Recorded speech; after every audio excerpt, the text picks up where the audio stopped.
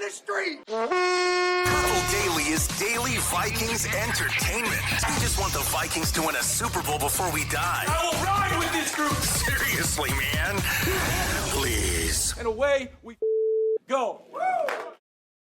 Gentlemen, do you think, before we even get into like the meat of the show, before we shout out some of our friends here, do you think we were too spicy on Ventline and Hottest Takes yesterday? I saw a lot of reaction to specifically our Hottest Takes episode where all three of us kind of just went all in on Kevin O'Connell, play calling. Was the temperature even too high for like a Hottest Takes Monday yesterday? Well, first of all, if it was, congratulations to us, because I mean that means the takes were in fuego, which is fantastic. So mission accomplished. No, I don't think it was too spicy. Like, do you want to win games and develop a quarterback, or do you want to do? Can you do those two things at the same time? Is maybe Yes. something we should explore. Oh, you absolutely can. Okay. You absolutely can do them both. But here's how you do it: you gradually develop the quarterback with an eye towards how do I win the game, because that's going to give the quarterback confidence. That's going to put to expect a quarterback to be a finished product, which is what we're seeing in a lot of circumstances, I think is a big mistake. Both I think it's with a big mistake. with the way what he's being asked to do, and with the way that a lot of fans and media are sort of treating the drive-by drive. There will always be fans. I mean, this is true in every sport, and I get it. But there will always be those who think that the team does no wrong. And so, like, they will always be like, oh, Kevin O'Connell's a genius. You don't understand. And it's like, yeah, he's a genius for quarterback X, but that doesn't mean, like, we found this. It's true in all walks of life. There's a lot of people with no gray. Like, it's always black and white. Like, the team is right. Like, This team is putting gray in my hair and beard more than it was. You should look at the old sports dad, 56 on Thursday, and I have great hair. It's not going well. It's not going well. Let's get into all of it. I want to tease this. I have uncovered, if you will, an incredible trend that will blow your minds. It's like, the fastball's coming. Like, the area in which I'm probably going to be exploring here, and it will still blow your mind. This fastball will zoom right past me. Are we going to a commercial break here? Yes, to talk about MSP Plumbing, Heating, and Air Conditioning. Yeah, zing, zang. That's awesome. You know why? Because it's cold outside. It's cold outside, folks. I'm going to tell you right now, there's no getting around it. It's freezing cold outside, and because it's cold outside, you want to have your HVAC system working to perfection, and here's how. What you do, you call or contact my friends at MSP Plumbing, Heating, and Air. They come to your house, and you say, well, there's nothing wrong with my HVAC, but I want to make sure it's checked. Guess who gets points for being really, really smart? You do, because you do not want to wait until something goes wrong. It's going to be more expensive, and quite frankly, your house is going to be freezing cold. MSP is your local Carrier dealer, delivering quality and reliability, and when you choose Carrier, you're investing in a system that keeps your home comfortable and also saves you cash. Check out their website. Call MSP.com. Give them a call, 651-615-4292, to learn more about what they do, which is outstanding, and also about Carrier products. Okay, let's get into the overview here to start with, as we do every Tuesday, State of the Vikings. Playoff odds from ESPN's Football Power Index. Football. Playoffs, 8% chance. Division, even though the Packers, well, I wouldn't say slipped up. They were awful, and we do have Packer Ventline for you guys. They lost last night. Even with that, the Vikings only have a 1.6% chance to win the NFC North. And in terms of Super Bowl, 0.1%. 0.1% to win the whole thing. So just on 8% playoffs, how does that sit with you guys? That's about right. Go ahead, Dex. That's about right. I would get that's exactly where they should be, probably. So not a huge surprise.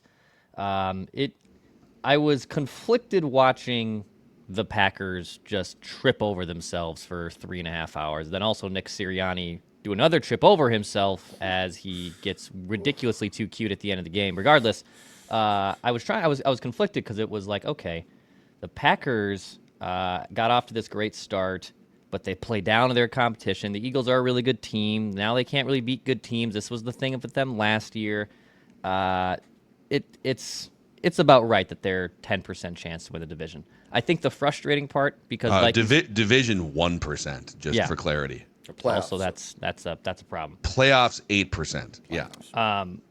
I think it might be more conflicting if you asked Packers fans and you asked Vikings fans that I think watching the Bears win 6 games so far this year is probably more frustrating than watching the Vikings or Packers. If you do a pie chart, which team in the NFC North is pissing you off the most right now of your fellow teams?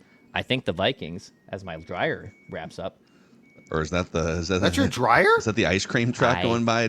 Hate that little song it plays. I don't know how to. Why does your dryer play a song? My dryer just goes. I think you can just turn all that off, right? Can't you just have it make no sound whatsoever? I think. I don't know. Anyway, you know what you should do? If you could like upload your own MP3 file in there, you could have Like a dog in the street. Laundry's done, honey. Oh my God. Great. But if you were to ask all the NFC North teams, I think they would say that the Bears getting off to the hot start is probably even more frustrating. Yeah, there's definitely some. Now, the Bears aren't immune to winning a few games at the start of the season and then not winning again until, the following year. But it does feel a little different. Caleb feels different. And yeah, like the fact that you have to climb over the Bears to even get to the Lions and or the Packers. Actually, you have to climb over the Lions before you climb over the Bears, and you get the Bears this weekend. 8% might be high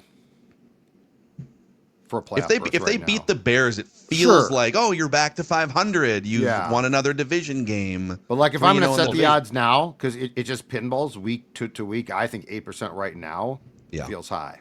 Long shot. Plus, with that Seattle game lurking, you've got Lions again coming down the pipe late in the season.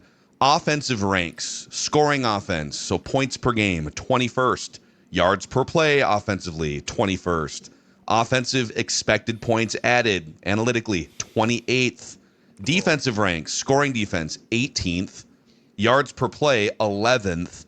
Defensive EPA analytically, 11th. So not a train wreck defense. And I actually thought you're not going to hold an offense like that on Sunday or even the Lions. There are some offenses that if you can just kind of hold them around 24 points or something and make it a little bit tough, that's your job for the day. Yep. Where does J.J. McCarthy rank in some key measurements? The big 4 encompassing ones we go with are passer rating, 34th among qualified quarterbacks, QBR, 32nd, EPA and completion percentage over expected, all as one, 36th, PFF grade, 35th. All of it in aggregate makes J.J. McCarthy the 34th ranked quarterback in the NFL. He's also only made a handful of starts, so the expectation is not going to be quite as high as it would be after like 20 starts. So that brings us to what I think is the biggest storyline right now. We try to start these Tuesday meaty discussions with what is the big thing right now with the Vikings. And I think the way I would describe it is I think it's the tangled web of developing a young quarterback, trying to win games, and then the head coach's role in all of this as we've been poking at the last couple weeks specifically. So, Judd, where do you want to start by untangling this web? Where are we here in this process of, all right, you got a young quarterback, we have to exercise some patience, but you'd like to win games with this current veteran roster. And then there's the role that Kevin O'Connell has played in all of it to this point this season, good and or bad. I'd like to start with what's been lost in translation between what we thought was the mission going into the season and sort of what's become the edict as we sit here in early November. And by that, I mean, if you guys remember, the formula, like the closest the formula has come to playing out, and McCarthy missed 5 starts, but the closest the formula has come to playing out with McCarthy actually playing was the Detroit game. Like, again, statistically, not a great game. You didn't put the game completely on his shoulders. You put enough that he became very important. Your defense played well. But you also didn't, it felt like you were not asking the offense to do things it probably couldn't do yet. And then we get to Sunday, and that totally gets reversed. And now the defense, I mean, they didn't get a turnover, but they didn't play a terrible game by any means. They were tired out. and you all of a sudden treated J.J. McCarthy like the Detroit game meant that he went from his first season as a starter to his third, and we skipped a ton of steps. So that's where I'd like to start. Yeah, I mean, I think I have like four main questions just going into this Bears game and kind of surveying the first 10 weeks of the season. I think the number one most important question is J.J. McCarthy showing some positive signs? Because maybe that's positive Phil coming out here a little bit. But in all of this here, the loss, the way you lost it, all the debate that we have sparked about play calling and short yardage and running the ball versus passing the ball. Okay, let's just like sift through all of that and get to the core question of the goal here is to have a franchise quarterback for like the next 10 years. And you're not really going to have much of an indication after 5 starts, but you hope to see some positive signs. And positive Phil thinks the answer is yes in a few key categories. He's been the last 2 weeks after the injury operating the scripted plays at a really high level, a bunch of touchdowns early in the games, especially against the Lions, just bang, bang right down the field, converting red zone trips to touchdowns. He daggered the Bears and the Lions in the fourth quarter on the road of his first 2 division games. There's a ticker aspect behind the chest bone that, is immeasurable, but showed up in those 2 situations. And then I think just his general competitiveness, fire, and leadership, even with the struggles, is showing up, right? Things aren't going well. Big interception. He's still up and down the sidelines, engaged, leading, dictating all those things. And then the flip side of that question is, are his flaws fixable? Not this week against the Bears, but like over time, over a large enough sample size. Mechanics, footwork, sailing throws as the game progresses, as he gets too amped up. I think all of those are fixable. I don't think they're necessarily fully fixable in the middle of a season. It's stuff that you have to sort of be mindful of and then go to work Anthony Edwards style, right? All right, I need to be better at mid-range. I'm probably not going to fix that between the Utah and Sacramento games, but I can in the lab throughout the offseason. And the same is going to be true for J.J. McCarthy. The processing defenses stuff where, I didn't see that safety rolling over the top on that coverage to pick off that pass. That's the part that trips up most young quarterbacks and veteran quarterbacks. Geno Smith is like 37 and still has trouble figuring out if that safety is going over the top, right? Carson Wentz in the league for 10 years. Whoa, where'd that guy come from? So that's the part that's going to take way more than 5 games, in addition to the mechanics, footwork, and sailing throws things. But I am optimistic that those things are all fixable. I was watching NFL Live yesterday, which, by the way, the crew was at Lambeau Field and were dressed as if they were going to battle at Hoth in Star Wars. And it's 30 degrees at Lambeau. I'm not trying to say it's balmy and sunscreen weather, but it's like, guys, this is Let's nothing. calm down a little on having 8 layers here. Yeah, like, as another Midwesterner that's just across the border, like I would not want to broadcast out there. I don't think you are dressed as if it's the Seahawks-Vikings playoff game, -40, and Bud Grant's out there with the polo on. All right, let's take off a layer or two. But they had probably a 5-10 minute discussion, mostly Mina and Dan Orlovsky, about what they've seen from McCarthy now in the last few games, and a lot of it, I would say they're mostly our concerns. Orlovsky a little bit more bullish on the future, but their biggest one for them is accuracy. It's not even, yes, they did acknowledge that KOC needs to maybe run the ball in some situations to make his life a little easier. The false starts were egregious. However, they believe the inaccuracies of his throws are a major concern. And same thing to Phil's point, I don't think you can just magically become Drew Brees and being an assassin and completing 70% of your passes by Sunday and for the rest of the season. But those mechanic things that I know sometimes KOC really harps on, it's like, God, why is he still talking about that? Well, obviously, a lot of the inaccuracies come from poor mechanics. It's the same thing with the pitchers. So can those things, I think, that might be the number one thing right now that I'm looking at for the offseason. Can he fix those type of things? Yeah, and that's great, but why are you putting him in a position in game to exploit the problem? That gets back to, were we too harsh? And the answer is no. Why are you putting him in a position? Look, we talked about this, like, if we talked about it, I'm willing to bet they did. We talked about the formula for success for both J.J. McCarthy and the team. We never said, okay, here's what they're going to do. They're going to come out and be a high-flying Air Coryell circus act, and they're going to score 40 points a game, and it's going to be 98 all over again. We said, you got to put McCarthy in a position to succeed. And by the way, with what they added or what they had, that was there, right? And the defense is going to have to be really damn good. Now, the defense did not hold up its bargain for a good portion of the season, but as of late, okay. And it was like on Sunday, you were trying to say, well, I just don't care. I'm just going to do what I do. And then O'Connell said yesterday too, and look, man, he's stubborn.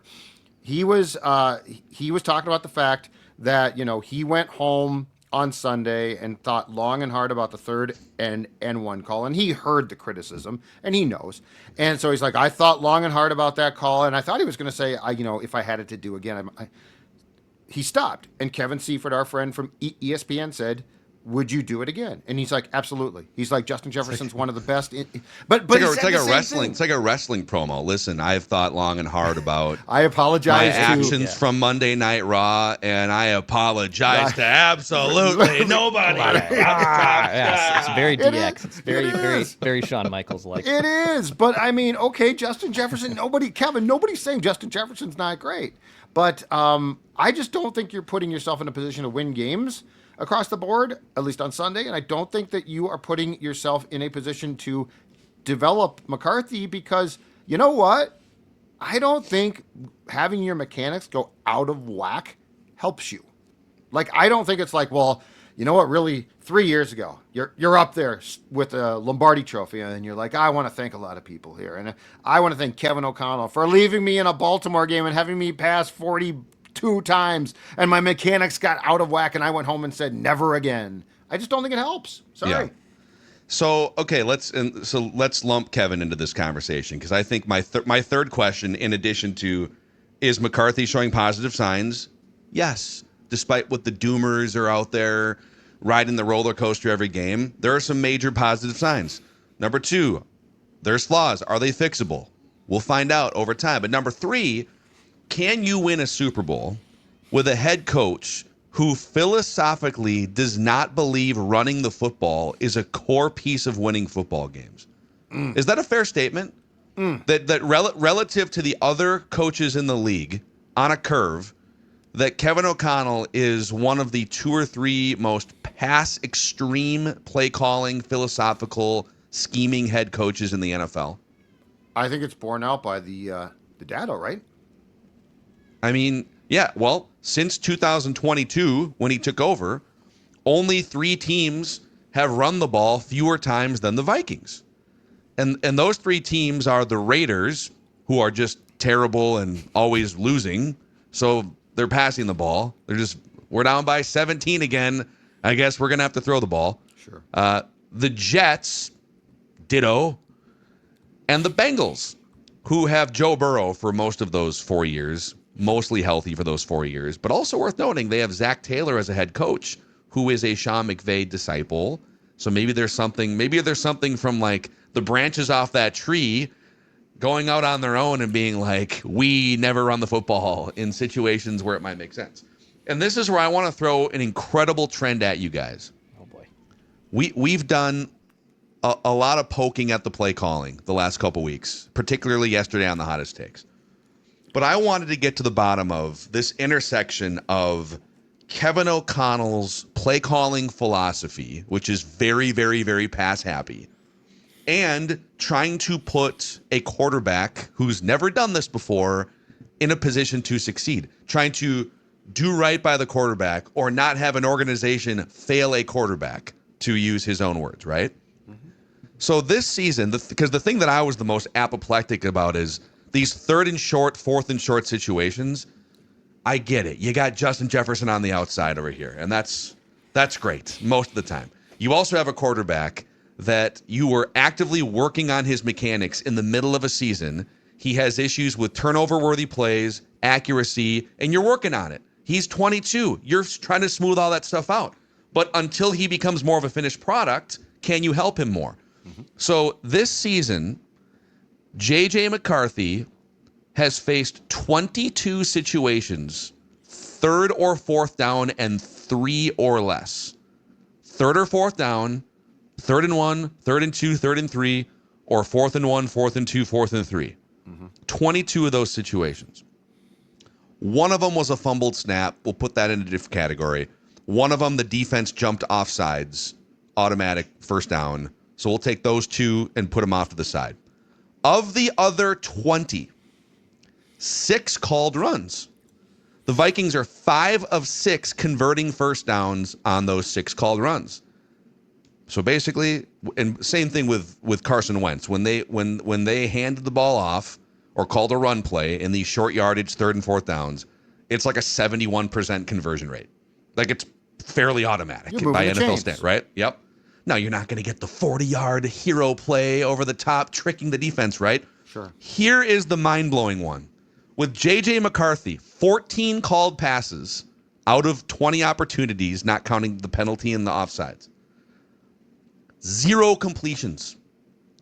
0 completions on called passes, 3rd, 4th down, and 3 or less with J.J. McCarthy as the quarterback. Now, if there's a pie chart there, some of it's got to go over to the quarterback. Like, you're a quarterback, bro. Like, you got to complete a pass once in a while on 3rd and 3 or 4th and 2, whatever it is, right? Yeah. 0 for 10, 10 incompletions or interceptions, 2 interceptions, 4 sacks of the 14. So we are halfway through November, and he's played not all the games, but and when Kevin O'Connell calls a passing play for J.J. McCarthy on 3rd and short or 4th and short, the Vikings have completed 0 passes. J.J. McCarthy has completed 0 passes. Carson Wentz completed some, so congratulations. We'll put him over out to the side here. Sure. So now, I'm not saying you should never call a pass in those situations ever again the rest of the season, his career, but like in the face of all of that information, all of that data, to continue to dial up and defend again. Hey, we got a one-on-one out here. Right. And like hopefully someday McCarthy will be able to automatically turn that into a touchdown. He ain't there yet. Right. So stop putting him in that position. Take the automatic moving of the chains. Does said statistic, and it probably does not, but I would love to know this, does it come with depth of target on the pass attempts? I can give you some come to mind where I don't know if it does. Some come to mind where he's definitely thinks that he sees a matchup because of circumstances there. Like it would be one thing I would put more on McCarthy if I knew that, they're trying to throw like for 4 yards or something. Now you should run, don't get me wrong. But it feels like there's also this, hey, this is big play time, right? Like they're not going to see this coming. This is big play time. And that's where I think McCarthy's 100% not there yet. I don't know if I can get you the ADOT on this. That's fine. Our statistical department might have to. Well, they've knocked off from lunch, I've heard, which is very upsetting considering the time of day. But I mean, I shouldn't be surprised by those people. But anyway, yes, it's remarkable. Yeah, of course it's remarkable because because you know who gets those stats a long time before you do?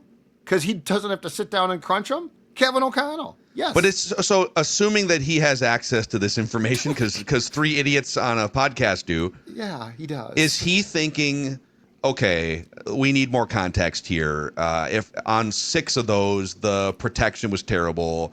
On 4 of them, McCarthy, there was a perfectly schemed play and he just missed a read or something, if you dug deep on all of them. But why are you doing it's just it's going to turn around if we keep calling pass plays. It doesn't. But why aren't you running the ball? Why aren't you running the football? And quite frankly, beyond McCarthy, I almost don't care. No matter who your quarterback is, get the first down. Like you went out and spent, and I know, and it's unfortunate, Ryan Kelly's still out, okay? But Will Fries, if I am not mistaken, was your most expensive investment in the offseason, okay? So you went out and spent, so now you got these tackles, you've got a first-round pick at left guard, you got a highly paid free agent at right guard, and you refuse to run the football. To me, there's two discussions off this. One is just the McCarthy one, which is, what are you doing to him?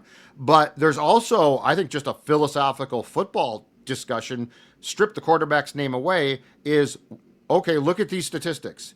And by the way, if you get a first down, the last time I checked, you get a fresh set of downs. And that offers you the opportunity with a fresh set of downs. And that's another Golden Gopher.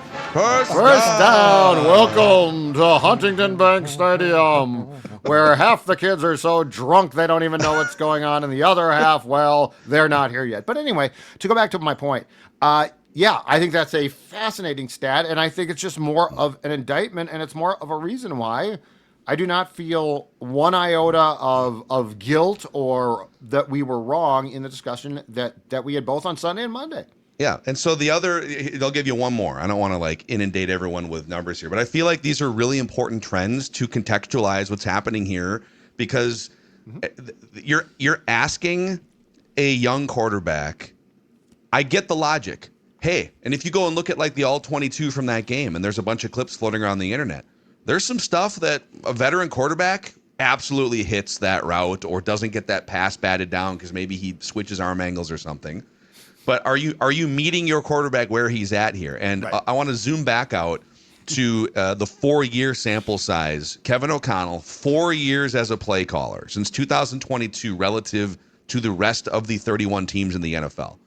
When it is 3rd and 3, 2, or 1, 4th and 3, 2, or 1, the Vikings, by a country mile, are the most pass-heavy team in the NFL in those situations.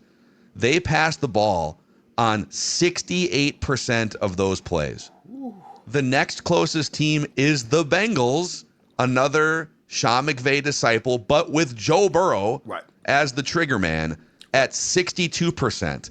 By the way, number 3, another Shanahan tree disciple, Mike McDaniel, Miami Dolphins, 60% passing rate. And then you get to Kansas City Chiefs with Andy Reid, who's one of the most pass-happy coaches in the league, period, for 25 years, with, I don't know, the greatest quarterback of all. He's essentially saying 56% of the time on 3rd and short, 4th and short, I trust that guy. Let's just, hey, Patrick, do what you got to do here. Patrick just tells you, hey, here's the play, and you're like, okay, cool. Yeah, all due respect to like Isaiah Pacheco, but I think we trust Patrick Mahomes in those situations. Yep. So now Baltimore, Philadelphia, which are run extremists the last few years with their systems, their quarterbacks, everything. Those teams are only passing 25 and 30% of the time in those situations. I'm not saying you have to go that far because you don't have Derrick Henry, Saquon Barkley, you don't have Lamar Jackson or Jalen Hurts. Yeah. Totally get that. But this is what Kevin O'Connell believes in. He believes pass, first and foremost, even in the obvious situations where everything is screaming at you, hey, just get the first down here. And the problem is for the Vikings in those situations, they have the lowest first down conversion rate. Sorry, the second lowest. The second lowest. The only team lower is the Patriots and the Jets. Third lowest. I was going to guess the Jets quickly. Sorry. So there are a couple crappy teams. Don't the Patriots are good the Jets, now. okay? So his process is we pass on 3rd and 4th and shorts for 4 years. And the result is you convert fewer first downs in those situations than essentially every non-crappy team in the NFL.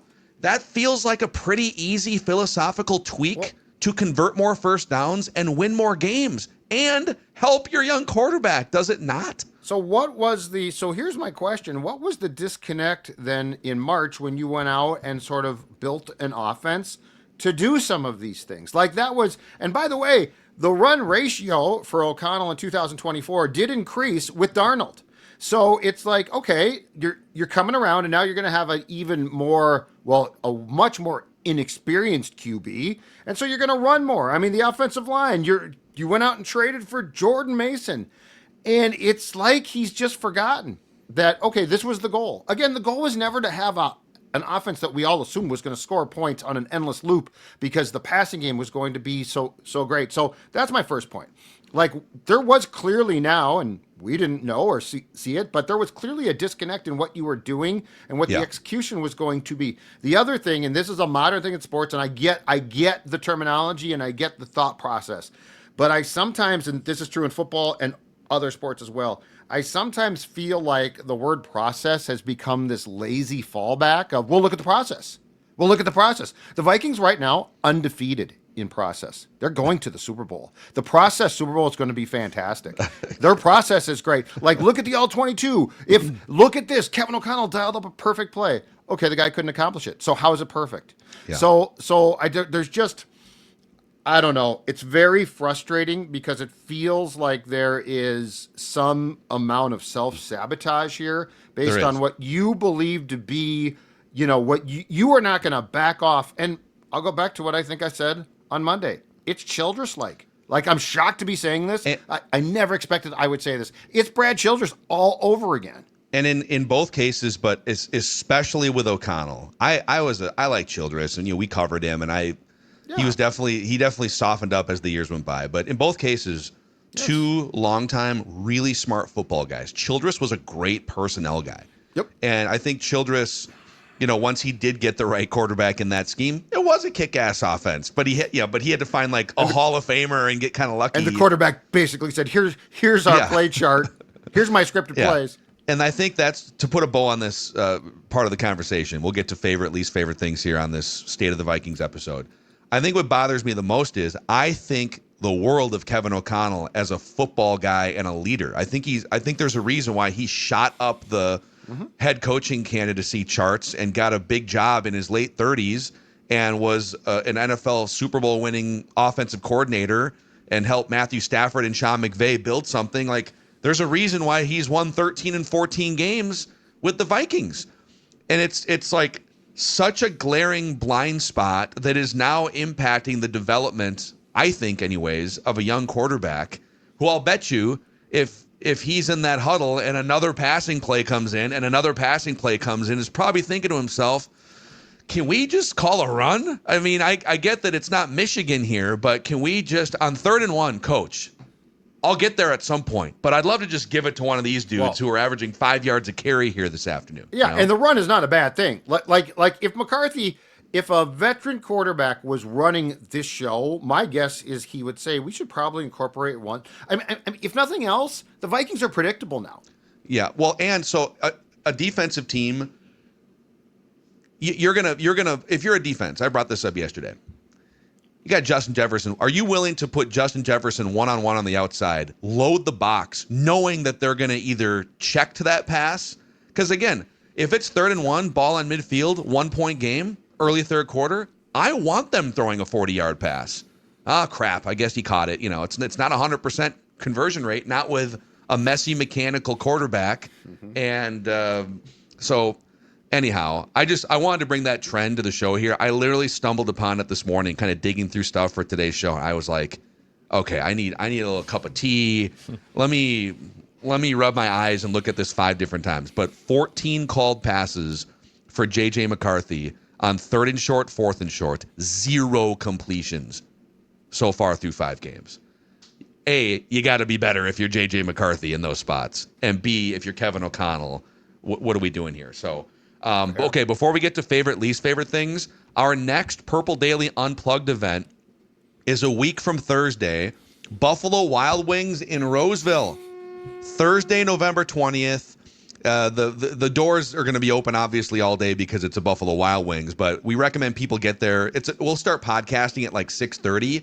Try to get there 5:30, 6 o'clock. We'll be hanging out, talking football. And watching some Thursday night football that night as well. Confirmation, our guy Thor Nystrom is going to be in the house too. So if you want to ask him draft questions or give him crap about J.J. McCarthy, he's open either way. And we'll be giving away 5 Pepsi tailgate kits. And also, speaking of Pepsi, you can get these Justin Jefferson souvenir cups, courtesy of Pepsi, inside Buffalo Wild Wings. You could get one on Thursday, a week from Thursday, at the Roseville location.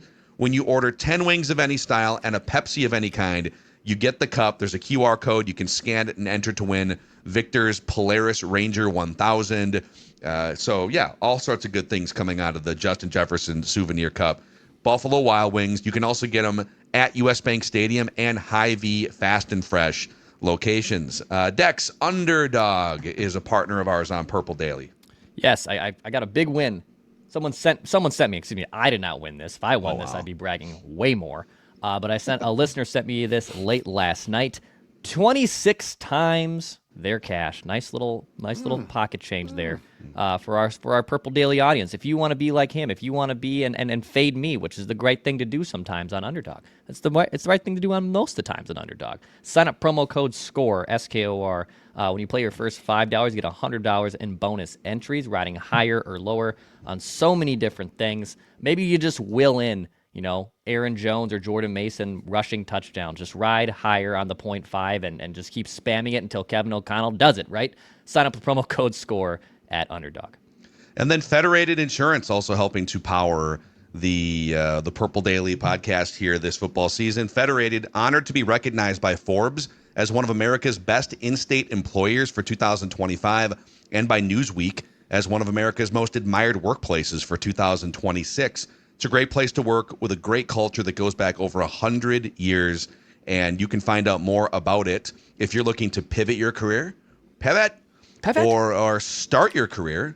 They hire a lot of former college athletes. They hire special driven people who exhibit integrity, teamwork, respect, and equity. Federatedinsurance.com/careers. That's federatedinsurance.com/careers. Carl! Pivot! Carl! Oh, you're okay. Yeah, because Tibbs used to say that too. I think Dex and I were going for the Friends couch scene up the the stairs in the apartment. I thought you were doing some old school Tibbinator. Ice! Yeah. So, okay, favorite current Vikings things. Dex, throw something out. What's your favorite current Vikings thing? Sure. I know that we want them to run the football more, and we want Jordan Mason maybe to be involved. Aaron Jones, though, is far from washed. Far from washed. 30 years old this season. He obviously he's played in 5 games. He has missed some time.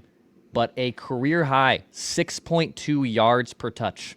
He is averaging still plenty of chunk plays and plenty of good plays still into his 30s. Rely on him, Kevin O'Connell. It's okay to rely on him. I guess. Do we want to nitpick when Jordan Mason should be out there a little bit more? In the deep red, that can be a thing too. But Aaron Jones is far from worst. He is having still a really positive season into his 30s. It was, I'll be honest, after this last week's game, a little hard to find a positivity, but the Aaron Jones one for me was one that rose to the occasion. Dude, so last night I was, because Booney and I I think we're going to do trenches on Wednesday night this week. And then now he's blowing me up. He wants to go live. So we might just go live on Wednesday night on the Purple Daily YouTube channel. For trenches? Wow. Well, he's very excited because we started going live for the Thursday O-line committee. And then we went live yesterday for the breaking Dable got fired news. Yeah. And now Booney's like, can we just go live all the time? He loves the comments. You can bring comments in. So he just feeds off that energy. So now he's literally just blowing us up. Let's go live. Let's go live. So we might go live on Wednesday night. Either way, I was breaking down and what we're going to do for that theme, because, there's going to be plenty of opportunities to do the J.J. McCarthy film breakdown stuff. It's going to be every run play, the Vikings, there's 13 of them only. And they gained positive yards on 10 or 11 of them, including some chunks. And the whole reel is going to be positive Phil basically saying the Vikings can run the football. They're pretty good at running the football when they commit to running the football. And Aaron Jones had a 17-yard gash. To Declan's point, he is not cooked at all. Yep. He might be banged up. Yep. But the combination of those two guys, you can move Aaron Jones is averaging 5.5 yards a carry this year. Mm-hmm. Give him the football. It was the first 2 plays, if I can find it here in my scorebook that I kept. The first 2 plays of the third quarter. Yeah. Right before the shot. I mean, the Vikings came out and pounded it.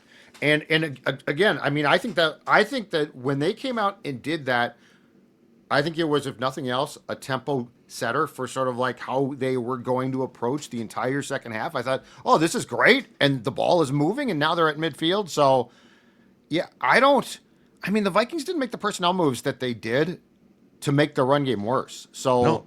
I still give them credit for that, and I still think that they should. Look, I get Jordan Mason not being great in pass pro is a deal, but you know what? If you ran the ball more, that becomes less of an issue.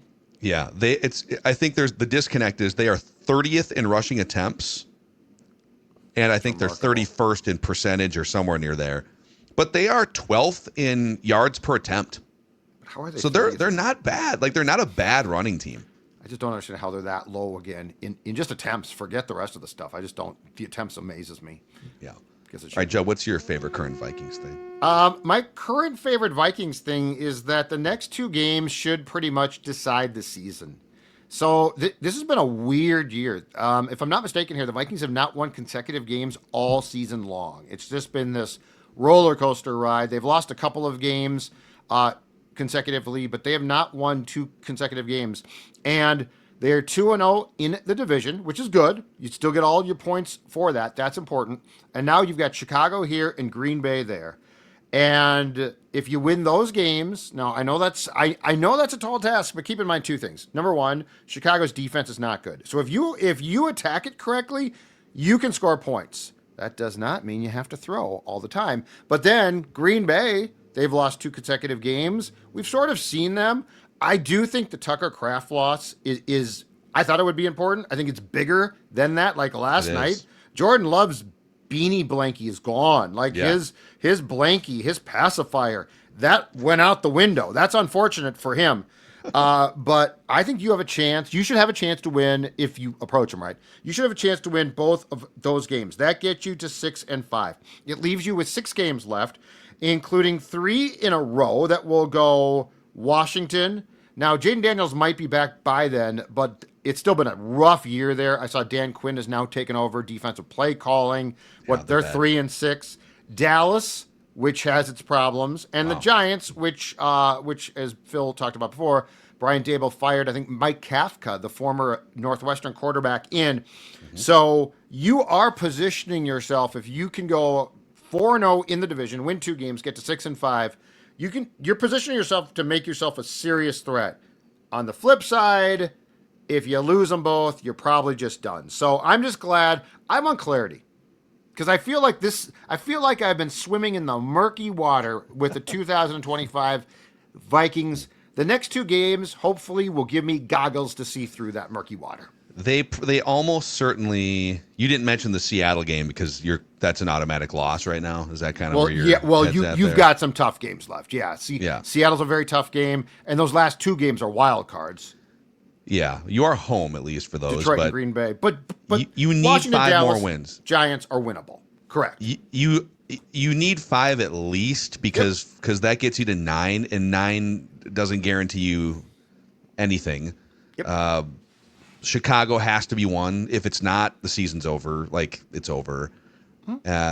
So if Chicago 1, Washington at home 2, Giants 3, you'd then have to beat Dallas and one of the 2 home games to end your season. That gets you to 9. It's tough sledding, but I would argue with a couple, even without like drastic improvements, if McCarthy is a little bit better accuracy-wise, and you are just moving the chains more by trusting some of your short game and running game, and your defense your defense has shown some major flashes of good the last 2 weeks. I think you ran out of gas a little bit with some of the turnovers against Baltimore and having to tackle Derrick Henry a million times. But, it's got to be led by defense and probably running the football more often in some of these high leverage downs and distances. Mm-hmm. I would say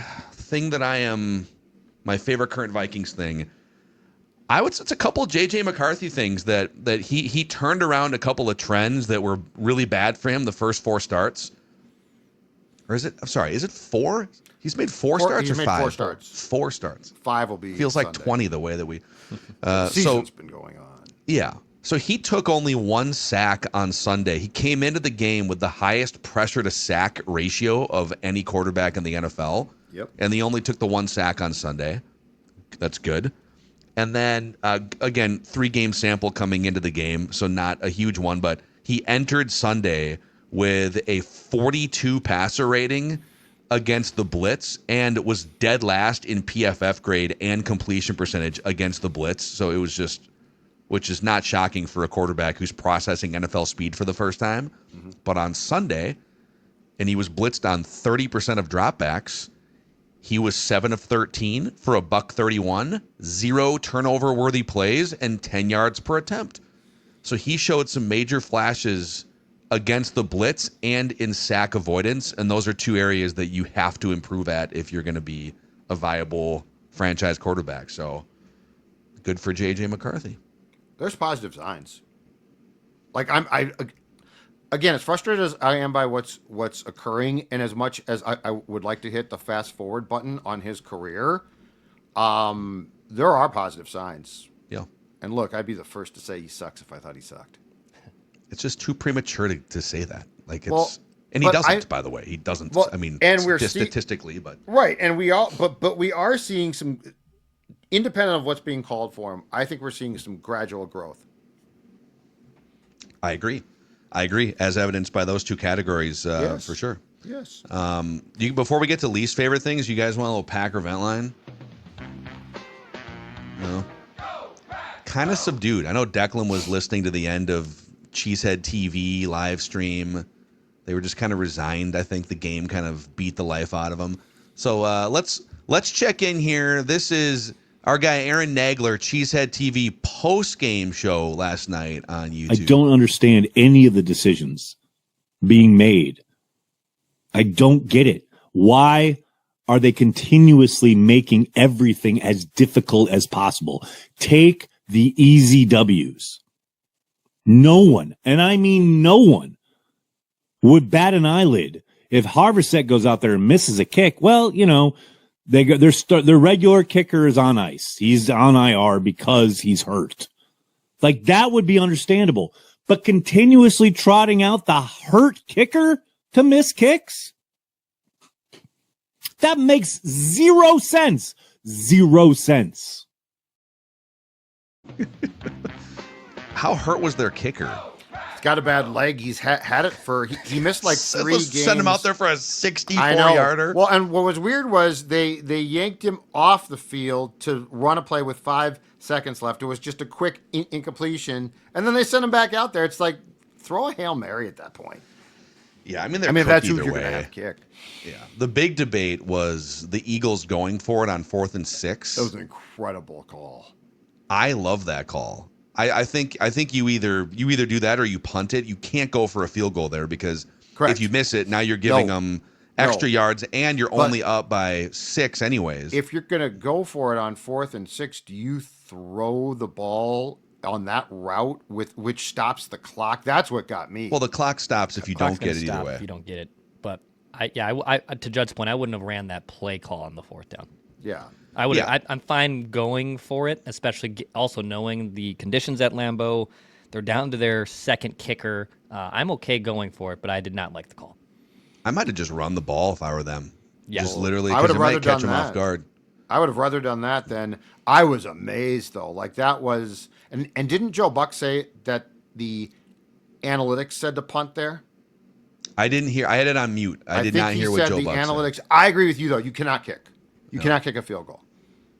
Let's go back to the Packer vent lines here. Let's go to ESPN Milwaukee, where our guys Mark Tauscher and Homer are trying to process. This is a bad night for Matt LaFleur. Last week was. This week, those calls for Matt LaFleur, they're not going to get quieter after tonight's performance. I can tell you that. I don't think he knows what to do. Homer That sounds like Judd. Homer being that what's the word, docile there shocks me. Yeah, well, I think he's been saying the same things about LaFleur and Jordan Love for like 2 years. Okay. And then, let's check back in with Aaron Nagler and the commenters here on Cheesehead TV and see how things are going. See what the solutions are. Chad, how are you, man? Matt LaFleur needs to take a day off tomorrow, find a quiet meadow in Door County, and take 5 grams of dried mushrooms to cleanse his third eye. Chad, that is an approach. That's one approach you could take, no doubt. Let's take some shrooms and start scheming for week 11. Oh boy. Between the Vikings and the Packers, man, there's a lot of it's funny because I feel like the frustrations are with the exact same things in different ways if that tracks. The Packers losing Kraft is going to be an adjustment midseason, though. That's going to the Eagles are also one of the 5 best teams in the NFL, so it's a little bit more excusable than like the losses to the Browns and the Panthers. So I would not completely write the Packers off as a legit force in the NFC yet, but they've got some adjusting to do for sure. I feel like Jordan Love is the variances are so different. I feel there's the games like the Pittsburgh game where he's just lights out and it's like this guy's a Pro Bowl quarterback, and then there's the games like last night. He made some good passes, but he also didn't appear completely in control, and then the play calling becomes a thing, and And yeah, Kraft being out, Kraft was, if nothing else, his baby blanket. Yep. Yep, he's not counting Jacobs, who's another safety blanket, who has the third most targets. I think Kraft had like 20 more targets than it goes. I think Dobbs is the most targeted, and then Kraft, and then you have to go 20 targets down the list to get to their next receiver. We'll get to our least favorite things here to put a bow on the State of the Vikings episode. But Padres, that's what someone should get Matt LaFleur some Padres here to just chill out this week. Lager sounds great. Well, that's a fantastic idea, and Matt would love it. Do you know why? For the same reason that Sports Dad does, because Padres Brewing, they are all about the brewing process, and they're all about making beer that tastes like beer. That's incredibly important in 2025 when everybody's trying to get cute. Don't get cute with your play calling on beers. We don't need that. Run the ball. Or in the beer world, that means make beer that tastes like beer. The Red Chimney, if you have not tried it, I'll say it again. I've said it before. You have to try it. The Patty's Premium, also fantastic. Check them out in the old Land Nod Factory at the corner of Broadway and Central Avenues Northeast, or their beers available, Padres is, in more than 200 liquor stores in the Metro, Rochester, and Mankato. Check out their website, Padres.com. Padres.com. You know what they do? They marry the run and the pass of beer. Yeah. You want to marry a food and a beverage item. Beer goes good with barbecue. That's right. Dickey's Barbecue. Hey. Every $100 gift card, by the way, purchased in-store only, you get a $25 certificate for free. So what's better than free barbecue? Free money.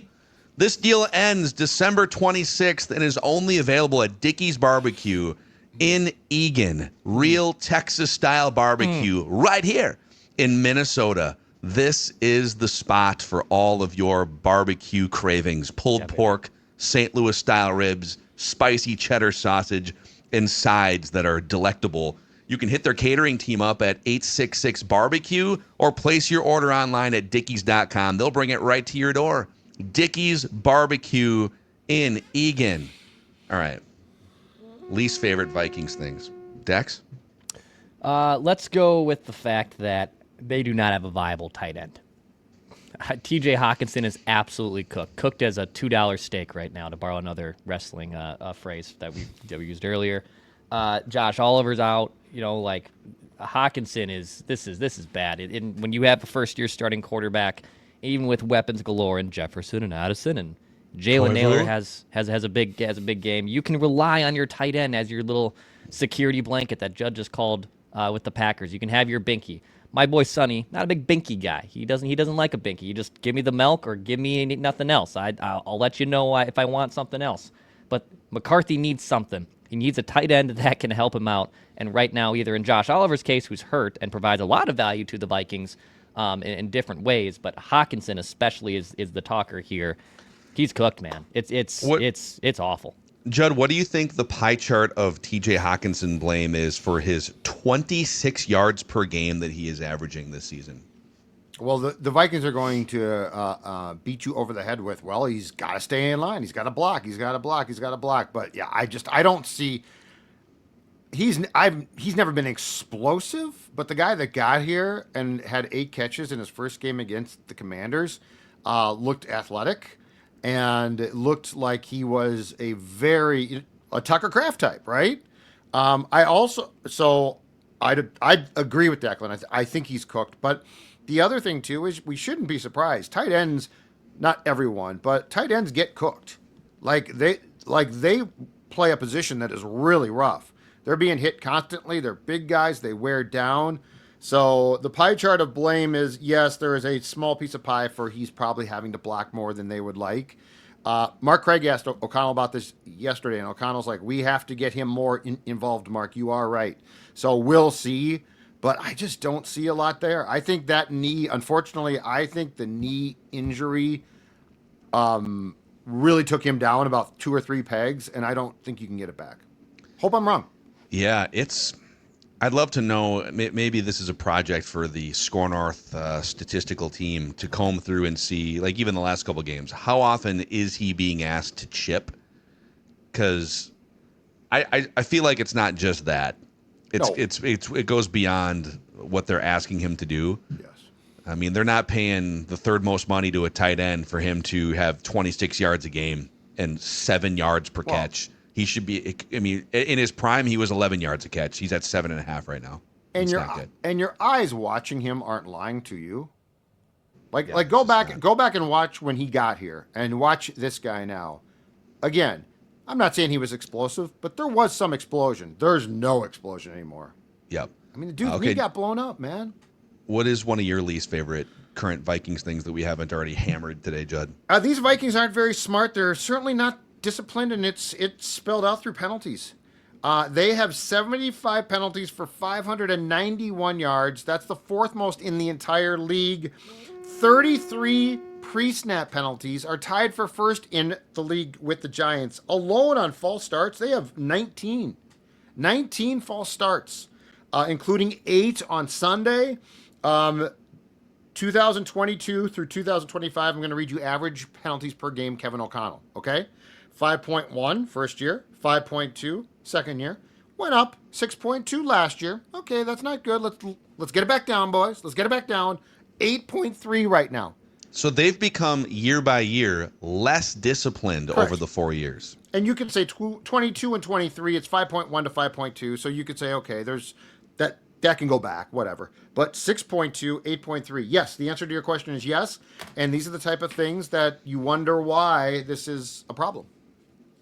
The pre-snaps on Sunday were, I have no idea what was, I'm sure there were little things on each one, but 8? Yeah. Did you mention special teams in there when you were rattling off? Nope. They lead the league in special teams penalty yards enforced this year. So, not great, Bob. There you go. And then I think, my least favorite current Vikings thing is just it includes penalties, but the season is kind of checkmate because of their failures in these categories, penalties being one of them. You hit all those. Turnovers, they have the second most turnovers in the NFL.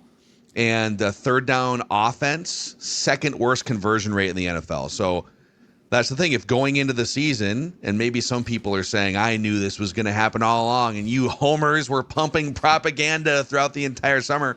Yeah. But if you would have said, they're going to be one of the worst turnover teams in the league, one of the worst third down offenses, and one of the most penalized teams, how do you think they'll fare in 2025? I'd say, probably not a playoff team. What was their third down conversion rate a season ago? Do you have that? If you can stall for 30 seconds. Well, my point is this. We were told, and I guess it's not wrong. I hate it. The turnovers. It's my homepage, actually. It's saved. Are very Doogie-like. Are up and down. So, you can't say, well, you had it. You were a plus blank in 2024, so it should be the same. But I feel like third down conversion and penalties are things that you have more control of. Yeah. And so penalties is bad. They this year their percentage is 31.5% on third downs. Okay. And let's see here. You see me scrolling. Last year they were at 40%. So 40%, and that was 12th in the league. Okay. And this year they're at 31%. The best teams in the NFL on third downs are always right around 48 to 50%, about half. And this year, the Packers are the best third down team. The Packers are 48%. Chargers, Jim Harbaugh's Chargers have traditionally been good third down teams.